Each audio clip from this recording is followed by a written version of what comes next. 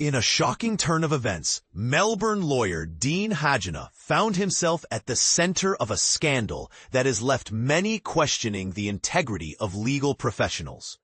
Last Tuesday, he had a difficult conversation with his wife, informing her that he was on his way to court and that he might not return home for a significant period.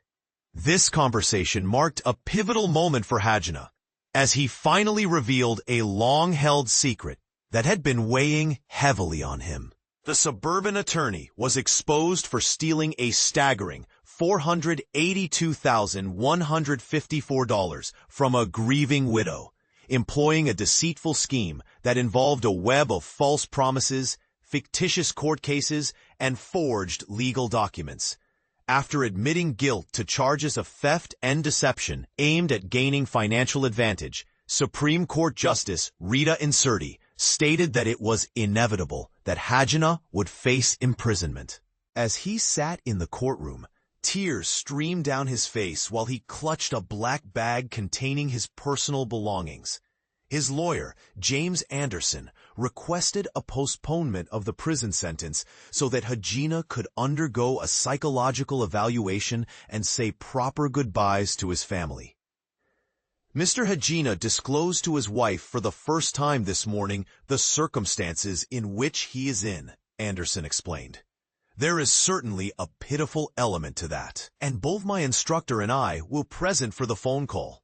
He hasn't had the chance to say goodbye to his family, including his children, wife, and parents.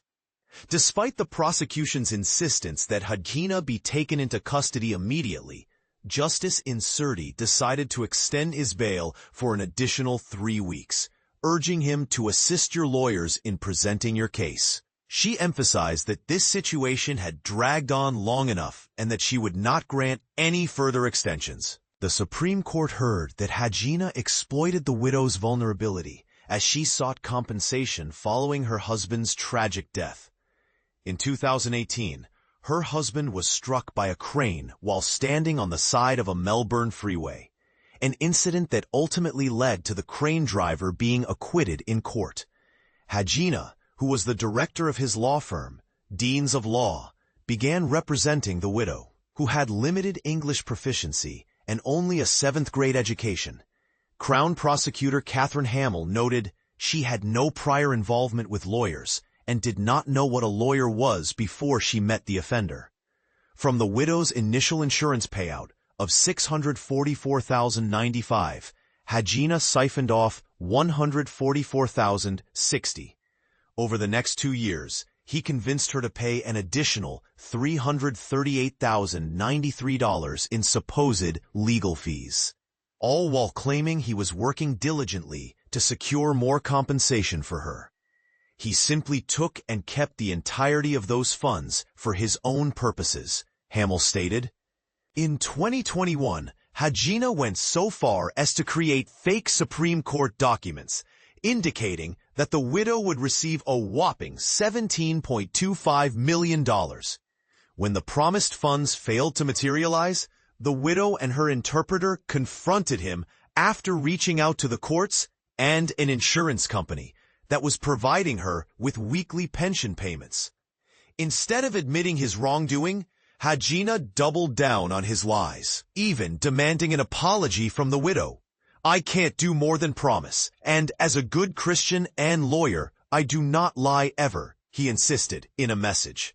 The deception eventually came to light when a formal complaint was lodged against Hadjina with the Victorian Legal Services Board, VLSB, which conducted an investigation that revealed the extent of his fraud. The board discovered that Hadjina had only performed $583 worth of legitimate legal work for the widow. In response, the VLSB reimbursed the widow $481,605 plus interest from its Fidelity Fund, which is designated for victims of fraud perpetrated by legal professionals.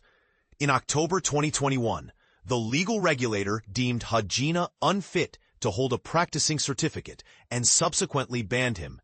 He was referred to law enforcement in late 2023 and faced charges the following year.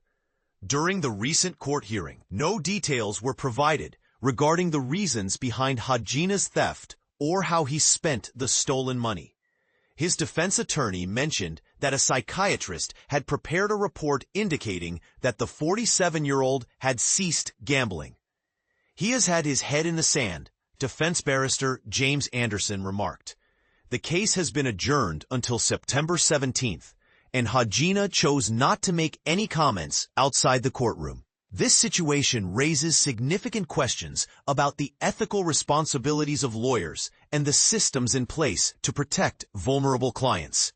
What do you think? Should there be stricter regulations to prevent such abuses of trust in the legal profession? We invite you to share your thoughts in the comments.